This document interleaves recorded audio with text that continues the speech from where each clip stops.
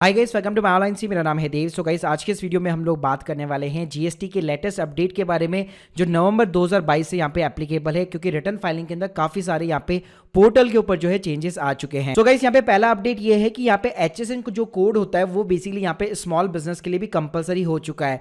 यानी कि जिनका टर्नओवर जो है 5 करोड़ के नीचे भी है उनको भी अब यहाँ पे जो है अपनी जीएसटीआर 1 के अंदर एचएसएन कोड की बेसिकली समरी यहाँ पे इंसर्ट करनी पड़ेगी। अभी तक नॉर्मली क्या होता था, जिनका भी turnover more than 5 crore rupees था, यहाँ पे गवर्नमेंट ने बेसिकली उनके लिए इंप्लीमेंट किया था। लेकिन यहाँ पे जो है नवंबर 2022 से जितने भी स्मॉल बिजनेस है अब सबको यहाँ पे एचएसएन कोड डालना पड़ेगा 4 डिजिट का। तो जब आप अपनी जीएसटीआर 1 फाइल करते हैं B2B की, तो उसके अंदर एक टेबल 12 होती है। अब वहां पे आपको केवल B2B के अंदर जो भी आप यहाँ पे डिटेल्स डाल रहे हैं उसी के अगेंस्ट में आपको एचएसएन जो कोड है वो समरी देनी पड़ेगी। और इसके ऊपर मैं एक सेपरेट वीडियो ऑलरेडी बना चुका हूं और इसकी लिंक भी मैं आपको डिस्क्रिप्शन बॉक्स में प्रोवाइड कर दूंगा। दूसरा गाइस, यहाँ पे अपडेट ये है कि यहाँ पे sequential filing of the GSTR 1 यहाँ पे अब बदल चुका है। पहले लोग क्या करते थे, पहले मान लीजिए मैंने इस महीने की जीएसटीआर 1 में फाइल करना चाहता हूं, लेकिन मेरे पिछले 2 महीने की जीएसटीआर 1 फाइल नहीं है या बीच में मैंने कोई भी एक छोड़ रखी है, तो अब ऐसा नहीं चलेगा।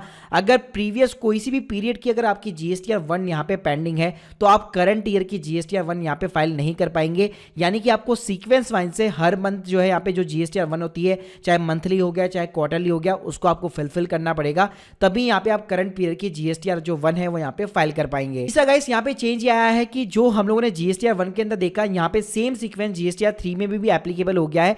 लेकिन यहाँ पे अच्छी बात यह है कि अब आपको जीएसटीआर 1 पहले फाइल करनी है, उसके बाद में जीएसटीआर 3 भी फाइल करनी है। पहले कुछ लोग आलसी काफी ज्यादा हुआ करते थे, पहले लोग क्या करते थे, जीएसटीआर 3 भी फाइल करते थे क्योंकि उनको लगता था जीएसटीआर 1 के अंदर पेनल्टी तो लगती नहीं है, तो वो आराम से करते थे। लेकिन अब ऐसा यहाँ पे पॉसिबल नहीं है। चाहे आप मंथली कर रहे हो या फिर क्वार्टरली कर रहे हो, पहले आपको जीएसटीआर 1 फाइल करनी पड़ेगी, उसके बाद में ही आप यहाँ पे जीएसटीआर 3 भी फाइल कर पाओगे। उसके अलावा गाइस, फोर्थ अपडेट यहाँ पे ये है कि यहाँ पे नवंबर मंथ के अंदर जो आप जीएसटीआर 1 फाइल करने वाले हैं, नॉर्मली क्या होता है, जीएसटीआर 1 के अंदर एक अमेंडमेंट का आपको ऑप्शन दिया जाता है। अगर आपका मान लीजिए कोई B2B या कोई भी इनवॉइस वगैरह अगर आपका गलत हो चुका है तो वो आप जीएसटीआर नेक्स्ट मंथ जो होता है उसके अंदर आप करेक्ट कर सकते हैं। लेकिन अच्छी बात ये, गवर्नमेंट ने अपनी जो डेडलाइन है यहाँ पे एक्सटेंड कर दी थी फाइनेंशियल ईयर 21 और 22 की। यानी कि फाइनेंशियल 21-22 में आपसे जीएसटीआर 1 के अंदर जो भी गलतियां हुई है वो सारी की सारी आप नवंबर की जीएसटीआर 1 के अंदर सुधार सकते हैं।